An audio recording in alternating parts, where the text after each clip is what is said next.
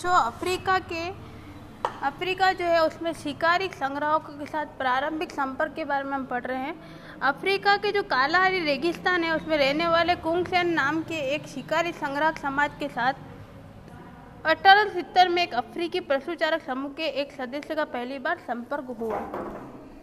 यहाँ पर हम जो है अभी तक शिकार के बारे में पढ़ रहे थे, भाषा लिपि के बारे में हमने पढ़ लिया था। आज हम जो है अफ्रीका में शिकारी संग्रह के साथ जो है सबसे पहले शिकारियों से कैसे संपर्क बैठा उसके बारे में पढ़ रहे हैं।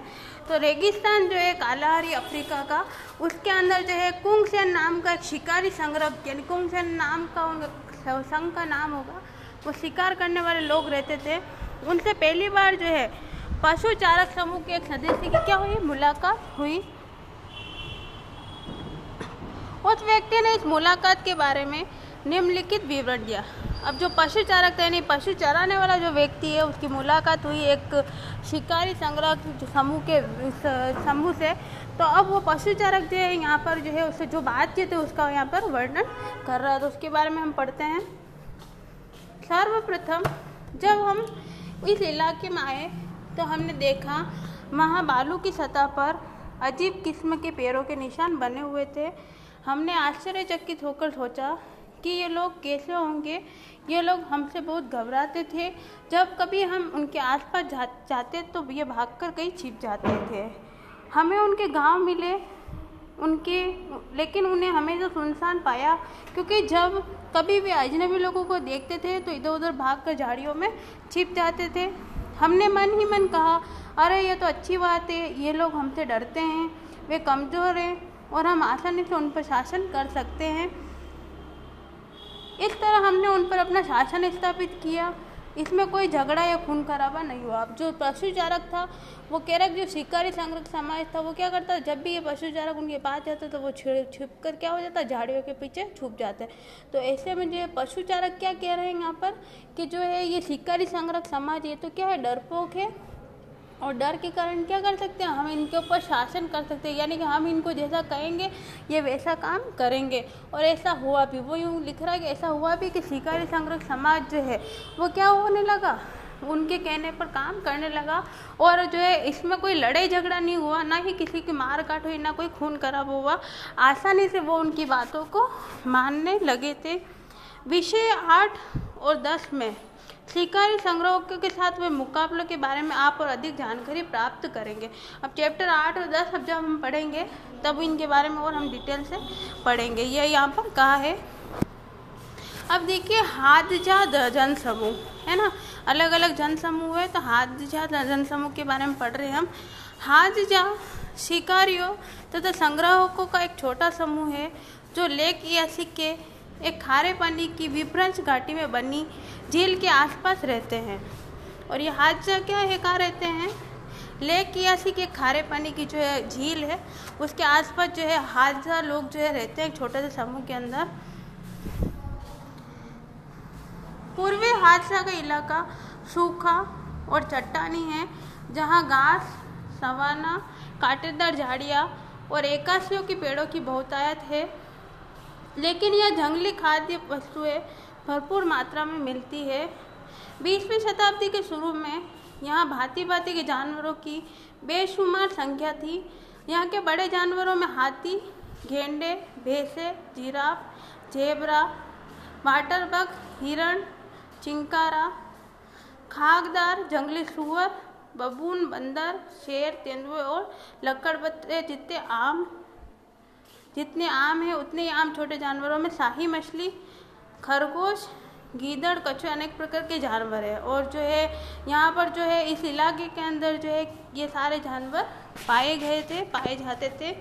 हादसा लोग हाथी को छोड़कर बाकी सब किस्म के जानवरों क्या करते थे, शिकार करते थे। यानी कि जो है ये सारे हादजा समूह के लोग लेक यासी के पास रहते थे और ये सारे जानवर जो थे ये कहीं ना कहीं उन जंगलों में पाए जाते थे। उन सब का ये क्या करते थे, शिकार करते थे। लेकिन इन सब के शिकार के अलावा सिर्फ हाथी का शिकार नहीं किया करते थे। यहाँ पर आपको ये बात ध्यान रखनी है। यहाँ शिकार के भविष्य में कोई खतरा पैदा किए बिना नियमित रूप से जितना मांस खाया जाता है उतना दुनिया के किसी भी ऐसे भाग में नहीं खाया जा सकता जहाँ ऐसे शिकारी संग्राहक रहते हैं अथवा निकट भूतकाल में रहते थे। और अब वो यूँ कह रहे हैं कि यहाँ पर क्या है, बहुत सारा मांस खाया जाता था जितना विश्व भर में लोग नहीं खाते थे। तो ये लोग क्या है, काफ़ी अधिक मात्रा में क्या किया करते थे, शिकार किया करते थे। और ये कह रहे हैं कि जहाँ ऐसे शिकारी संग्राहक रहते हैं अथवा निकट भूतकाल में रहते थे। और अभी कह रहे हैं कि अभी भी रहते हैं कुछ, और भूतकाल में भी जो है, पहले मतलब प्राचीन समय में भी जो है ऐसे लोग वहाँ पर रहा करते थे। वनस्पति खाद्य, कंदमूल, बेर, बाओबाब, पेड़ के फल आदि जो साधारण दर्शक को अक्सर आसानी से दिखाई नहीं देते, जलाभों के वर्ष में भी अत्यंत सूखे मौसम में बहुतायत से उपलब्ध होते हैं। जिस तरह का वनस्पति खाद्य बारिश के 6 महीनों में उपलब्ध होता है और सूखे के मौसम में मिलने वाली खाद्य वस्तुओं से भिन्न होता है। अब आपको यह ध्यान रखना है कि जिस तरह का जो वनस्पति खाद्य है वो क्या है, बारिश के मौसम में उपलब्ध होता था, है ना, वो 6 महीनों में उपलब्ध होता है। वह सूखे के मौसम में मिलने वाली खाद्य वस्तु से भिन्न होता है। अब हमारे यहाँ पे भी अभी क्या है, हर मौसम में अलग अलग प्रकार की सब्जियाँ आती है। तो यहाँ पर भी कह रहे हैं कि भाई सूखे मौसम में अलग प्रकार की वनस्पति यानी सब्जियाँ मिलती थी, फल फूल मिलते थे, और जो है बारिश के मौसम में अलग तरीके की मिला करती थी।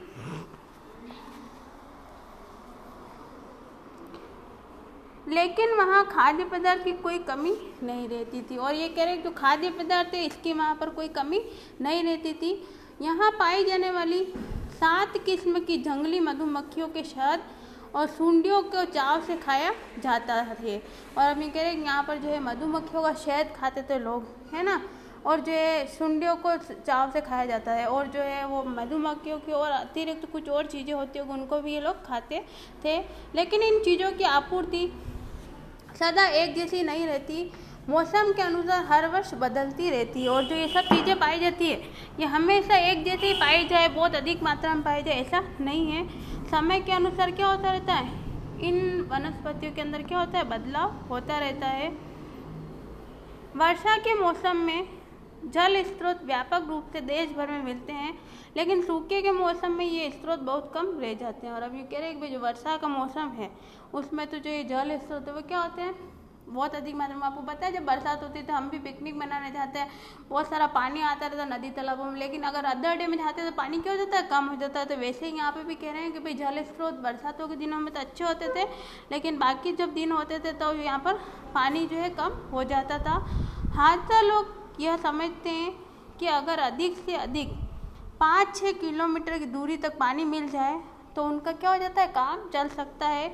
इसलिए उनके शिविर आमतौर पर जल स्रोत से 1 किलोमीटर की दूरी में स्थापित किए जाते हैं। अब ये सारे जो समूह थे उस समय के सब घुमक्कड़ प्रवृत्ति के थे, है ना, तो जहाँ पर इनको खाने को मिलता और पीने को पानी मिल जाता वहाँ ही अपना बसेरा कर लेते थे, अपने घर बना लिया करते थे, तंबू गाड़ लिया करते थे। तो जो हादसा लोग हैं वो भी क्या करते थे, जो पानी जहाँ उपलब्ध होता था उसके 1 किलोमीटर के एरिया के अंदर अपना घर बनाकर यानी कि अपना शिविर बनाकर रहा करते थे। देश के कुछ हिस्से में घास के खुले मैदान हैं, लेकिन हादसा लोग वहाँ कभी अपना शिविर नहीं बनाते। उनके शिविर पेड़ों अथवा चट्टानों के बीच बल्कि तरजीही तौर पर वहाँ लगाए जाते हैं जहाँ ये दोनों सुविधाएं उपलब्ध हो। अब देखिए जो ये लोग हैं ये अपना शिविर भाई सेफ्टी वाली जगह पे लगाएंगे, तो ये अपना शिविर कहाँ लगाते थे, खुले मैदान है, लेकिन हादसा लोग में कभी अपना शिविर नहीं बनाते। जो है ये लोग कहाँ पर अपना शिविर बनाते थे, जहाँ पर जो है पेड़ों अथवा चट्टानों के बीच में ये अपना शिविर बनाते थे ताकि छुप छुपा कर रह सके। पूर्वी हादसा लोग जमीन और उनके संसाधनों पर अपना अधिकार नहीं जताते। और अभी ये कह रहे हैं जो पूर्वी जो हादसा लोग हैं वो अपने जो है संसाधनों पर क्या करते हैं, अपना अधिकार नहीं जताते हैं। कोई भी व्यक्ति जहाँ कहीं भी चाहे कर रह सकता है, और जो कोई भी व्यक्ति है वो जहाँ चाहे वहाँ पर क्या कर सकता है, रह सकता है। पशुओं का शिकार कर सकता है, कहीं पर भी कंदमूल फल और शहद इकट्ठा कर सकता है और पानी ले सकता है। इस संबंध में हादसा प्रदेश में उन पर कोई प्रतिबंध नहीं होता। और अब जो है ये जो जहाँ मर जाए खाते हैं, पीते हैं, सो सकते हैं, पानी पी सकते हैं, इन पे कोई प्रतिबंध नहीं है। आराम से खुले मैदान में क्या करते रहते हैं, हादसा समूह के लोग घूमते रहते हैं। इन पे कोई भी बॉन्डिंग नहीं है कि भाई तुम यहाँ पर नहीं घूम सकते, ये चीज़ नहीं खा सकते। अपने इलाके में शिकार के लिए असीमित मात्रा में पशु उपलब्ध होने के बावजूद हादसा लोग अपने भोजन के लिए मुख्य रूप से जंगली साग सब्जियों पर निर्भर रहते हैं। संभवतः उनके भोजन का 80% भाग मुख्य रूप से वनस्पति जन्य होता है और 20% भाग मांस और शहद से पूरा किया जाता है। यानी कि 80% भाग जो है उनका क्या है, हरी सब्जियों पर निर्भर है। यानी हरी सब्जियाँ वो लोग क्या करते हैं, खाया करते हैं। और जो 20% जो है उनकी आवश्यकता जो हरी सब्जियों से पूरी नहीं हो रही, उसके लिए वो क्या कर रहे हैं, मांस का सेवन करते हैं। नमी के मौसम में हादसा लोगों के शिविर आमतौर पर छोटे और दूर दूर तक फैले हुए होते हैं। सूखे के मौसम में पानी के स्रोत के आसपास बड़े और घने बसे होते हैं। सूखे के समय में भी उनके यहाँ भोजन की कोई कमी नहीं रहती। और अब वो यूँ कह रहे हैं कि जो नमी का मौसम यानी कि जो थोड़ा सा ठंडा मौसम होता है, जो है मतलब जो अपन क्या कह सकते हैं उसको, जब बरसात होती है तो क्या रहती है, एक नमी सी बनी रहती है। तो ऐसे मौसम में क्या होते हैं कि आमतौर पर इनके शिविर दूर दूर तक फैले हुए होते हैं। और जो सूखे का मौसम होता है तब ये लोग अपना शिविर का बनाते हैं जहाँ पानी इनको उपलब्ध हो रहा हो। सूखे के समय भी उनके यहाँ भोजन की कोई कमी नहीं रहती और ये भोजन संग्रह करके रखते हैं, इसलिए इनके पास सूखे के समय भी क्या है, कोई भोजन की कमी नहीं होती। आराम से ये अपना खाना खा पी सकते हैं। ये आगे कौन लिख रहे हैं, मानव विज्ञानी जेम्स वुडबर्न द्वारा 1960 में किया गया विवरण है, उसके अनुसार हमें ये पता चलता है। अब आगे देखिए, शिकारी संग्रह समाज वर्तमान से अतीत की ओर। अब जो वर्तमान है, वर्तमान का शिकारी संग्रह समाज और जो है अतीत यानी प्राचीन समय का, उसके बारे में हम देखेंगे। जैसे जैसे मानव विज्ञान द्वारा किए गए अध्ययनों के माध्यम से आज के शिकारी संग्रहों के बारे में हमारा ज्ञान बढ़ा, हमारे सामने यह प्रश्न उपस्थित हुआ कि क्या वर्तमान शिकारी संग्रह समाजों के बारे में प्राप्त जानकारी का उपयोग सुदूर अतीत के मानव के जीवन को पुनर्निर्मित करने में किया जा सकता है। अब ये यूँ कह रहे हैं कि जो वर्तमान का जो शिकारी संग्रह समाज है, जहाँ पे भी रहता है विश्व के अंदर, उनसे जो है हम उनके जो माहौल है या उनका जो जिस वातावरण में वो शिकार करते हैं, जिस तरीके से वो करते हैं, उसको समझ के क्या हम अतीत के बारे में जानकारी का पता लगा सकते हैं या उनके जीवन को पुनर्निर्मित कर सकते हैं। इस मुद्दे पर इस समय दो परस्पर विरोधी विचारधाराएं चल रही है। एक और विद्वानों का एक ऐसा वर्ग है जिन्होंने आज के शिकारी संग्रह समाजों से प्राप्त विशिष्ट तथ्यों तथा आंकड़ों का सीधे अतीत के पुरातत्वीय अवशेषों की व्याख्या करने के लिए उपयोग कर लिया है। उदाहरण के लिए कुछ पुरातत्वविदों का कहना है कि 20 लाख साल पहले के होमिनिड स्थल जो तुर्काना झील के किनारे स्थित हैं, संभवतः आदिकालीन मानवों के शिविर या निवास स्थान थे जहां वे सूखे के मौसम में आकर रहते थे। ऐसा ही पद्धति वर्तमान हादसा और कुंग सेना समाजों में पाई जाती है। अब ये कह रहे हैं कि जो है जो पुरानी चीज़ों को, नई चीज़ों को देखकर हम पुरानी की जानकारी लगाए, तो इसके लिए दो विचारधारा दी विद्वानों ने। पहली विचारधारा दी कि जो आज का शिकारी संग्रह समाज है उसे जो भी विशिष्ट हमें तथ्य प्राप्त हैं, आंकड़े प्राप्त होते हैं, उसको हम क्या करते थे, अतीत से जोड़कर उसकी व्याख्या करते हैं। फिर उदाहरण के लिए जो है कुछ पुरातत्वविद है, उनको कहना है कि 20 लाख साल पहले जो होमिनिड थे, है ना, होमिनिड प्रजाति का जो मानव था वो कहाँ रहता था, तुर्काना झील के किनारे रहता था। और संभवतः जो आदिकालीन मानव थे उनका शिविर या निवास स्थान था, वो आदिकालीन मानव का जो है अभी जो होमिनिड रहता था वो आदिकालीन और जो जानवर जैसा मानव था वो भी वहीं रहा करता था, तो उससे तुलना कर यहाँ बता रहे हैं। और वो कब आके रहता था, सूखे के मौसम में आकर जो वो आदिकालीन मानव वहाँ रहता था। ऐसी ही पद्धति जो अगर हम देखें तो जो वर्तमान का हादसा है और कुंगसेन समाज है वो भी क्या रहते हैं, उन्हीं इलाकों में रहा करते हैं। दूसरी ओर कुछ ऐसे विद्वान हैं जो ये महसूस करते हैं कि संजाति व्रत संबंधी तथ्यों और आंकड़ों का उपयोग अतीत के समाजों को समझने के लिए नहीं किया जा सकता, क्योंकि दोनों चीज़ें एक दूसरे से बिल्कुल भिन्न हैं। उदाहरण के लिए आज के शिकारी संग्रह समाज शिकार और संग्रहण के साथ साथ और कई आर्थिक क्रियाकलापों में लगे रहते हैं, जैसे जंगलों में पाई जाने वाली छोटी छोटी चीज़ों का विनिमय और व्यापार करना, अथवा पड़ोस के किसानों के खेतों में मजदूरी करना। इसके अलावा ये समाज भौगोलिक, राजनीतिक और सामाजिक यानी सभी दृष्टियों से हाशिए पर हैं। वे जिन परिस्थितियों में रहते हैं वहाँ आरंभिक मानव की अवस्था से बहुत भिन्न है। और अब ये कह रहे हैं कि जो दूसरे विद्वान हैं उन्होंने और दूसरे तरीके से महसूस करा, है ना। संजातीय व्रत समृद्ध तथ्य, आंकड़े ये सब दिए उन्होंने, है ना। और अतीत को समझने के लिए इन सब का प्रयोग नहीं किया जा सकता। वो ये कह रहे हैं कि जो वर्तमान के आंकड़े हैं उसके आधार पर हम अतीत को समझे तो ये संभव नहीं, दूसरे विद्वान ये कह रहे हैं। फिर वो उदाहरण भी दे रहे हैं कि उदाहरण दे के वो कह रहे हैं कि जो आज का शिकारी संग्रह समाज है वो शिकार और संग्रहण के साथ साथ जो है कई सारे क्या करता रहता, आर्थिक क्रियाकलापों में भी लगा रहता है। क्योंकि शिकार जो है सारे दिन करना पॉसिबल नहीं, कुछ लोग अपनी आजीविका कमाते हैं तो अलग काम भी करते हैं। तो आज का और प्राचीन समय का मानव के अंदर फर्क है। प्राचीन समय का मानव जो है सिर्फ शिकार करके अपना जीवन यापन करता था, खा पी के सो जाता था। लेकिन आजकल हमारी बहुत सारी आवश्यकता है, तो आज का मानव और पुराने मानव के आधार पर जो है हम तुलना करना थोड़ा कठिन है। वो यहाँ यही समझा रहा है।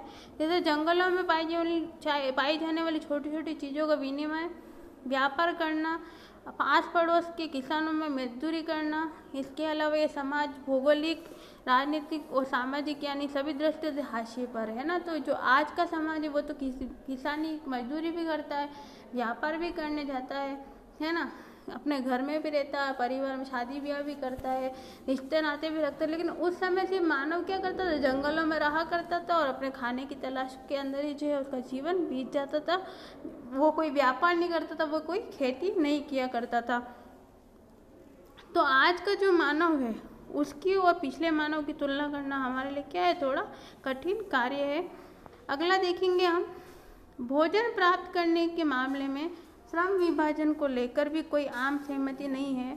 यद्यपि आज भी अधिकतर स्त्रियां ही खाने पीने की सामग्री जुटाने का काम करती है और पुरुष शिकार करते हैं, लेकिन ऐसे समाजों के भी उदाहरण मिलेंगे जहाँ स्त्रियां और पुरुष दोनों ही शिकार और संग्रहण तथा औजार बनाने का काम करते हैं।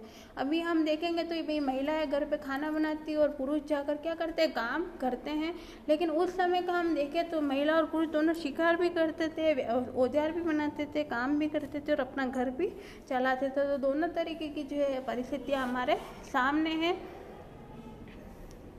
संभवतः इसी बात से सुनिश्चित किया जा सकता है कि आज के शिकारी संग्रह समाजों में स्त्री पुरुष दोनों की भूमिका अपेक्षाकृत एक समान ही होती है। यद्यपि इसमें समाज के अंदर कुछ अंतर है। वर्तमान स्थिति ऐसी होने पर अतीत के बारे में कोई निष्कर्ष निकालना कठिन है। अब देखिए वर्तमान की जो स्थिति है वो बिल्कुल अलग है, तो इससे हम जो है अतीत का निष्कर्ष निकालना हमारे लिए क्या थोड़ा कठिन है। संजातीय व्रत शब्द आया था हमारे पास में, उसका अर्थ क्या होता है हम देख लेंगे।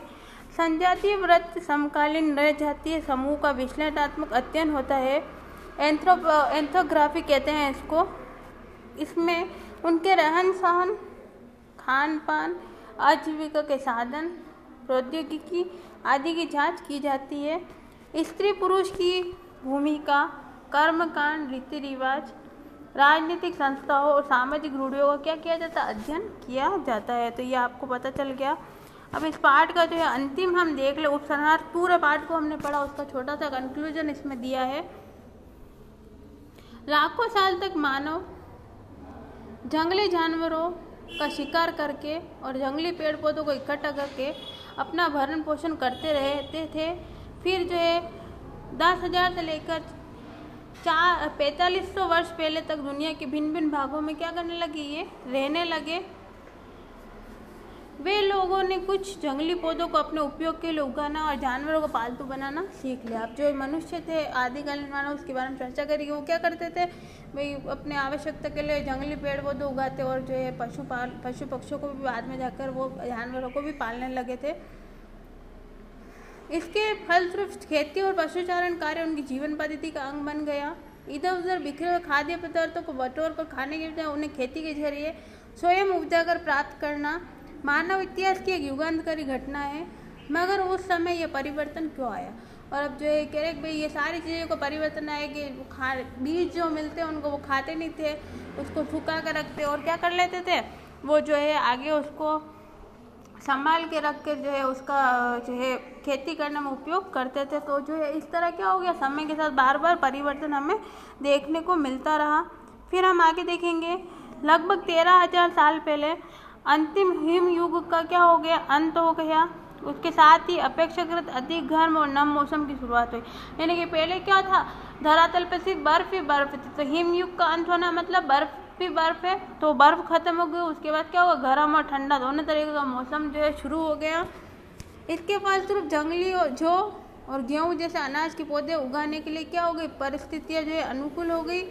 साथ ही जैसे जैसे खुले जंगलों और घास के मैदानों का विस्तार होता गया, वैसे वैसे जंगली भेड़ों, बकरियों, मवेशियों, सुअरों, गधों जैसे जानवरों की संख्या में भी क्या हो गई, वृद्धि होती गई। यानी कि जो है अब समय के साथ में जो है खेती बाड़ी भी शुरू हो गई और जानवरों का पालन पोषण भी करना शुरू कर दिया गया।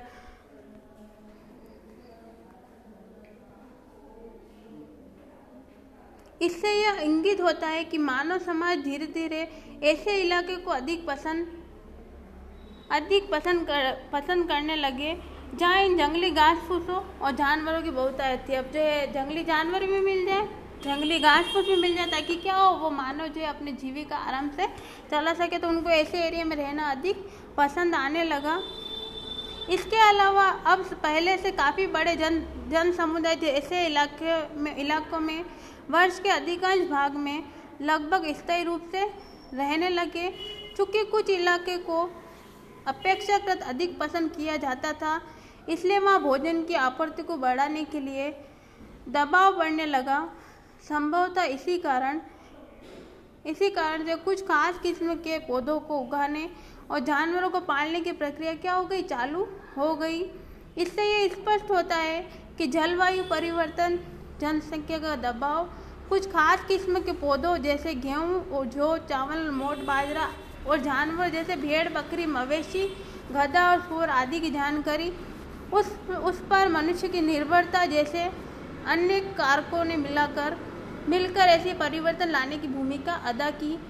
एक ऐसा क्षेत्र जहां आज से लगभग 10,000 साल पहले खेती और पशुचारण प्रारंभ हुआ, यहाँ फर्टाइल क्रिसेंट यानी कि उर्वर अर्धचंद्राकार क्षेत्र मध्य सागर के तट से लेकर ईरान जागरोस पर्वतमाला तक फैला हुआ था।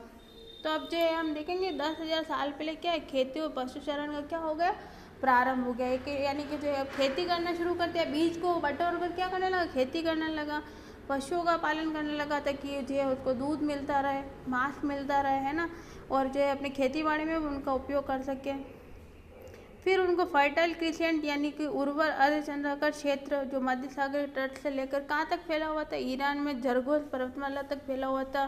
खेती की प्रथा चालू हो जाने से क्या होगा, लोगों ने एक स्थान पर पहले से ज़्यादा लंबे अरसे तक क्या कर दिया, टिकना शुरू कर दिया। इस प्रकार घारे, कच्ची ईंटों और पत्थरों से भी स्थायी घर बनाए जाने लगे। अब जो है क्या करने लगे, वो घारा किसे कहते हैं, मिट्टी को कहते हैं। कच्ची ईंटों और पत्थरों से क्या करने लगे, लोग घर बनाने लगे। अब तक वो घर कैसे घरों में रहते थे, या तो वो गुफा में रहा करते थे या वो घास फूस के घर में रहते थे। तो अब जो है वो पक्की ईंटों के घर बनाने लगे। ये पुरातत्वविदों प्राचीनतम गाँवों में से कुछ है। और अब जो है जितनी ये जानकारी हमने पढ़ी, ये सब पुरातत्वविद जो इतिहासकार हो उनको जो भी प्राचीनतम साक्ष्य मिले, गाँव के अवशेष मिले, उनसे हमें ये जानकारी मिलती है। खेती और पशुचारण से कई अन्य परिवर्तन प्रारंभ हुए, जैसे मिट्टी के बर्तन बनाना जिनमें अनाज तथा अन्य उपजों को रखा जा सके और खाना पकाया जा सके। और अब वो यूँ कह रहे हैं कि जो खेती और पशुचारण है उसके कई अन्य परिवर्तन में हमारे सामने है। मिट्टी के ऐसे बर्तन बनाना जिनमें जो अनाज तथा जो अन्य उपजों को क्या करा जा सके, रखा जा सके और क्या कर सके, खाना पकाया जा सके। इसके अलावा पत्थर के नए किस्म के औजारों का क्या होने लगा, इस्तेमाल होने लगा। ये हमने देख ही लिया ऊपर के जो है पत्थर के औजार उन्होंने क्या कर दिया था, बनाना शुरू कर दिया था। हल जैसे अन्य उपकरण खेती के काम में आने लगे। धीरे धीरे लोग तांबा और रागा जैसी धातुओं से परिचित हो गए। मिट्टी के बर्तन बनाने और परिवहन के लिए पहिए का इस्तेमाल होने लगा। ये हमको ध्यान रखना है कि मिट्टी के बर्तन बनने लगे और पहिए का क्या होने लगा, आविष्कार होने लगा। फिर ये पहिए का इस्तेमाल करके जो है वो क्या करने लगे, गाड़ी भी बनाना उन्होंने सीख लिया। लगभग 5000 साल पहले इससे भी अधिक संख्या में लोगों के समूह एक साथ शहरों में रहने लगे। और अब जो है आगे जो नया समय आया, अभी तक वो घर बनाने लगे, फिर घर के बाद शहरों गाँव से शहरों का निर्माण होने लगा और लोग कहाँ रहने लगे, शहरों के अंदर रहने लगे। ऐसा क्यों हुआ और शहरों तथा अन्य बस्तियों में क्या अंतर है, ऐसे ही प्रश्नों को उत्तर जानने के लिए हम क्या करेंगे, अध्याय 2 पढ़ेंगे। यानी कि अब इसका अगला पार्ट जब पढ़ेंगे तो हम जो है उसमें शहरों तथा बस्तियों में अंतरों के बारे में पढ़ेंगे। एक यहाँ पर जो है टाइम टेबल की सारणी दी है, पहले भी इनको हमने पढ़ लिया था, लेकिन एक बार हम पढ़ लें थोड़ा सा इसको फिर से, कि कौन सा जो है कब पाया गया मानव। 1 लाख वर्ष पूर्व की बात कर रहे हैं यहाँ पर। 360 से लेकर 240 लाख वर्ष पूर्व नर वानर बंदर एशिया और अफ्रीका में। फिर 240 जो है लाख वर्ष पूर्व जो है अधिपरिवार होमिनाइड गिब्बन एशियाई और ओरंगउटन और अफ्रीकी जो वानर था वो उस समय पाया जाता था। गोरिल्ला चिंपैंजी है, बोनेबॉय पिग्मी चिंपैंजी, ये सब वहाँ पर पाए जाते थे। फिर 64 लाख पूर्व की बात करें हम तो होमिनिड की शाखाओं में विभाजन था। फिर 56 लाख वर्ष पूर्व की बात करें तो ऑस्ट्रेलोपिथेकस प्रकार का मानव पाया गया। फिर 26 से 25 लाख वर्ष पूर्व की बात करें तो पत्थर के सबसे पहले औजार बनाना शुरू हो गए। फिर 25 से 20 लाख वर्ष पूर्व की बात करें तो अफ्रीका का ठंडा और शुष्क होना, परिणाम स्वरूप क्या हुआ, जंगलों में कमी और घास के मैदानों में वृद्धि हो गई। 25 से 20 लाख वर्ष पूर्व की बात करें तो होमो प्रजाति का जो है मानव था उस समय। फिर 22 लाख वर्ष पूर्व की बात करें तो होमो हेबिलिस मानव पाया गया अफ्रीका के अंदर। फिर जो है 18 लाख वर्ष पूर्व की बात करें हम तो होमो इरेक्टस मानव। 13 लाख वर्ष पूर्व की बात करें तो ऑस्ट्रेलोपिथेकस का विलुप्त होना। 8 लाख वर्ष पूर्व की बात करें तो आदि सेपियंस यानी होमो हाइडेलबर्गेसिस मानव पाया गया। हमने ऊपर सारे पढ़ लिया, उसको एक सारणी में बंद किया गया यहाँ पर। 1.9 से लेकर 1.6 लाख वर्ष पूर्व की बात करें तो होमो सेपियंस यानी सेपियंस आधुनिक मानव पाया गया। फिर दफनाने की प्रथा का सबसे पहला साक्ष्य 3 लाख वर्ष पहले। होमो इरेक्टस का लोप हो गया 2 लाख वर्ष पहले, ये हमको ध्यान रखना है। फिर स्वर तंत्र का विकास हो गया 2 लाख वर्ष पहले। फिर नर्मदा घाटी के बारे में बात करें हम, फिर नर्मदा घाटी भारत में आदि होमो सेपियंस की जो है खोपड़ी पाई गई नर्मदा घाटी के अंदर, और ये पाई कब गई, जो है 20 लाख वर्ष पूर्व पाई गई। फिर आधुनिक मानव का प्रादुर्भाव हो गया, है ना, ये आपको ध्यान रखना है। 19 लाख जो है 5000 वर्ष पूर्व। निएंडरथल मानव का प्रादुर्भाव 1,30,000 वर्ष पूर्व हुआ था, है ना, 13 लाख वर्ष पूर्व। चूल्हे के इस्तेमाल के बारे में सबसे पहला साक्ष्य हमको मिला। फिर आगे दिखे निएंडरथल मानवों का लोप हो गया 35,000 साल पहले। आग में पकाई गई चिकनी मिट्टी की छोटी छोटी मूर्तियों का सबसे पहला साक्ष्य मिला 27 लाख साल पहले। फिर ये सिलाई वाली सुई का आविष्कार हुआ 21,000 साल पहले। तो ये सारी बातें आपको ध्यान रखनी है। तो आज जो है हमारा ये चैप्टर ख़त्म हो गया है। आप इस चैप्टर को अच्छे से ध्यान से पढ़ लें, मैं फिर से चला के देख लें। पूरे चैप्टर की वीडियो यूट्यूब पे मैंने अपलोड कर रखे हैं, ताकि आप जो है एक बार में समझ ना आए तो दोबारा चलाकर इसको पढ़ सकते हैं। धन्यवाद।